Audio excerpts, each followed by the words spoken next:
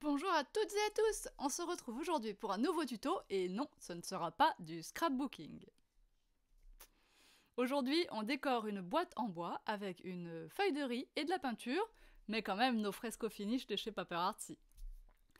D'abord, quand vous avez un support en bois, alors je suis désolée, toujours trop d'ISO, j'ai encore oublié de régler, donc les couleurs sont très ternes, très blanchies, très tuées en fait.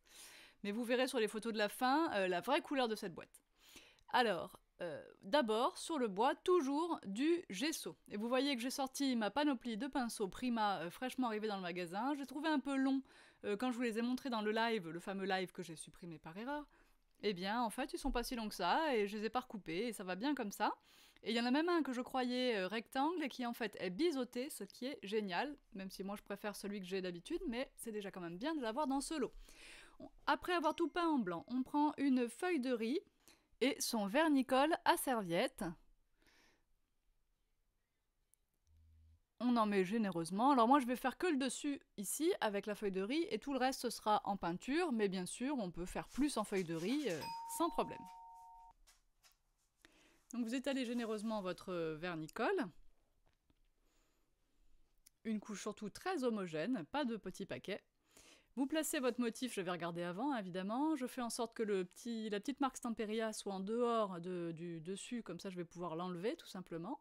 Et je repasse une couche généreuse de vernicole en appuyant correctement pour bien faire adhérer ma feuille de riz à mon couvercle de boîte. J'essaie de bien marquer les arêtes, mais je ne colle pas sur les rebords.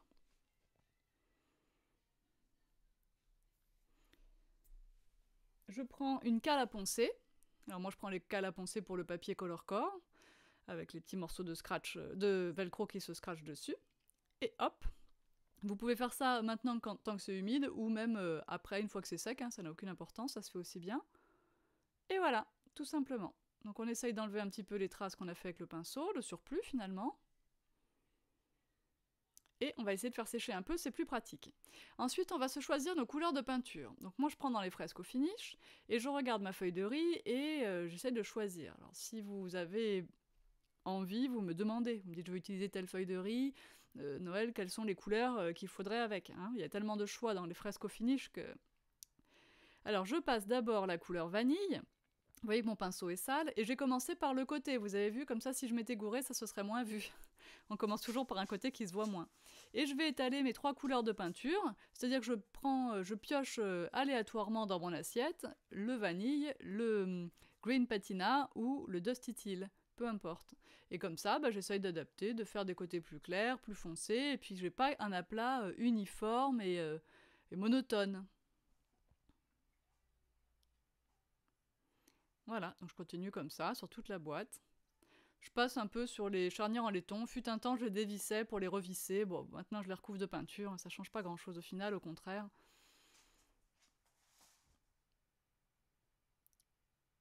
Voilà, donc surtout, vous lissez pas trop. Vous laissez... vous voulez pas vraiment un mélange homogène de ces 3 couleurs. Vous voulez qu'on voit du vanille, du dusty teal et du green patina. Donc, vous lissez pas complètement les aplats que vous faites. Dans l'idéal, il faut bien laisser sécher son gesso avant de passer les couleurs qui suivent. Moi, je ne l'ai pas fait mais parce que j'ai pas le temps, mais faites-le, ce sera encore mieux, vous aurez plus de facilité à étaler vos couleurs par la suite.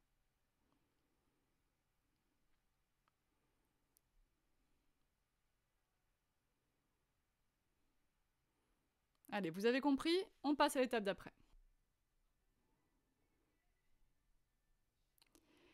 Je repasse un petit coup de poncette sur les arêtes, parce que je veux les éclaircir et remettre le bois presque nu, ce qui va me permettre de faire bien prendre la peinture marron que je vais mettre sur tous les pourtours. Voilà, ça me permet vraiment d'adoucir. Il y a toujours un petit surplus de peinture hein, sur une arête, donc je repasse systématiquement un petit coup, j'insiste pas beaucoup, vous voyez, je passe juste un petit coup avec ma cale à poncer. C'est un papier de verre vraiment très fin. Si vous n'avez pas les cales à poncer, prenez vraiment du fin, genre 240. Hein. Là, je prends du toffee. Toffee est une couleur semi-opaque. Et je vais prendre mon retardateur de séchage. Si vous n'en voulez pas, si vous ne voulez pas en acheter, ou si vous voulez faire tout de suite une boîte avec cette technique, vous faites avec de l'eau à la place. Mais le retardateur de séchage est bien plus pratique. Et donc je prends un pinceau biseauté, sur la pointe du haut la couleur, sur la pointe du bas le retardateur de séchage. Et dans mon assiette, je fais le petit mélange sur mon pinceau. Comme ça mon pinceau est marron en haut, transparent en bas, et entre-temps, eh bien, il se dégrade tout seul.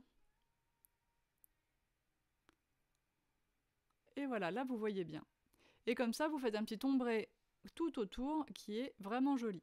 J'ai choisi Toffee parce que c'est un marron qui n'est pas trop foncé. On veut encadrer un petit peu notre dessus de boîte, mais on ne veut pas non plus le rendre sombre. Et comme il est semi-opaque, c'est vraiment pratique de faire ce travail avec lui. Alors c'est une opération que je réalise sur pratiquement tous les sujets en bois que je décore.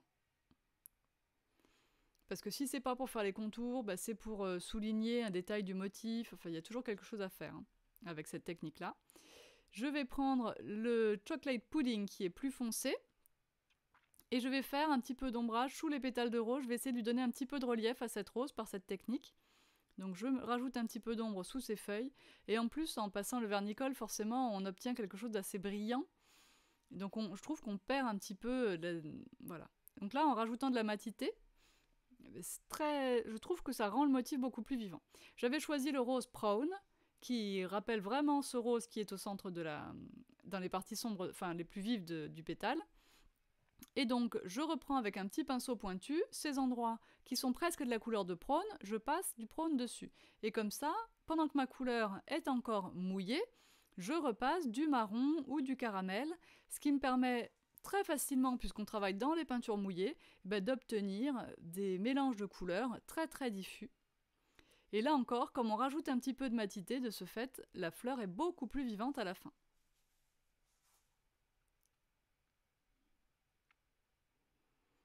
C'est un travail que je fais aussi régulièrement maintenant, je ne l'ai pas toujours fait, de repasser un petit peu les couleurs, comme de repeindre un petit peu mon motif. Et alors je suis pas du tout une artiste peintre, mais alors pas du tout. Hein. Bon, ici je vois qu'il nous manque une étape, celle où j'ai fait les petits ronds blancs, je les ai faits avec la couleur Nougat. Je les ai tous faits et je n'attends surtout pas qu'ils sèchent. Je prends une mousse propre et j'applique maintenant par-dessus mes petits ronds Nougat des petits ronds caramel, enfin toffee. Et hop, sur le nougat, et comme ça se mélange, et qu'est-ce que ça fait? Ça donne un effet un petit peu plus travaillé à mes pois. Pas besoin de pochoir pour faire des pois sur une boîte. On prend juste des pinceaux mousse. Voilà. Maintenant, on fait sécher, et on va pouvoir faire l'ombrage sur toutes les arêtes. Donc, la pointe du bas dans le retardateur, la pointe du haut dans la peinture, et on étale dans l'assiette. Toujours pareil, on ne peut pas faire une longue distance comme ça. Et donc, au besoin, on recherche toujours le pinceau, soit avec ce qu'on avait étalé juste précédemment, soit en reprenant aussi de la couleur sur la pointe et du retardateur sur la pointe du bas. Le retardateur, c'est un produit très très gentil, il retarde vraiment énormément le séchage, donc si ce que vous avez fait ne vous plaît pas, il vous suffit de passer un petit sopalin et vous enlevez tout. Donc ça vous donne l'occasion de vous entraîner. Et comme si vous réussissez du premier coup, comme moi ici, il est vraiment très très long à sécher. Il faudra donc attendre le lendemain pour vernir votre boîte si vous souhaitez la vernir. Ce que je vous recommande toujours. Voilà, donc je vais faire comme ça toutes les arêtes de la boîte. J'accélère.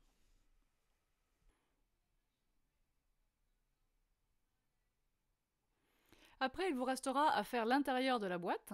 Moi, j'ai choisi de reprendre les couleurs bleu-vert pour la partie basse.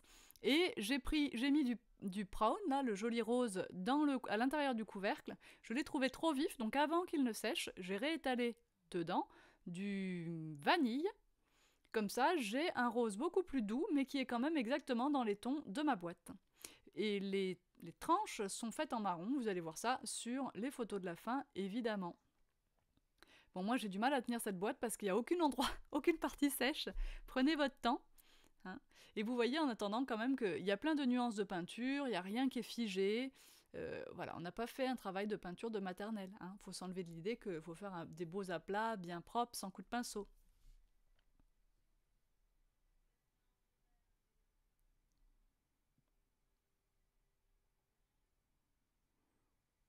Puis alors, c'est accélérer la vidéo là, mais en vrai, j'y vais quand même vraiment très vite, hein, parce qu'on n'a pas besoin que ce soit parfait. Hein.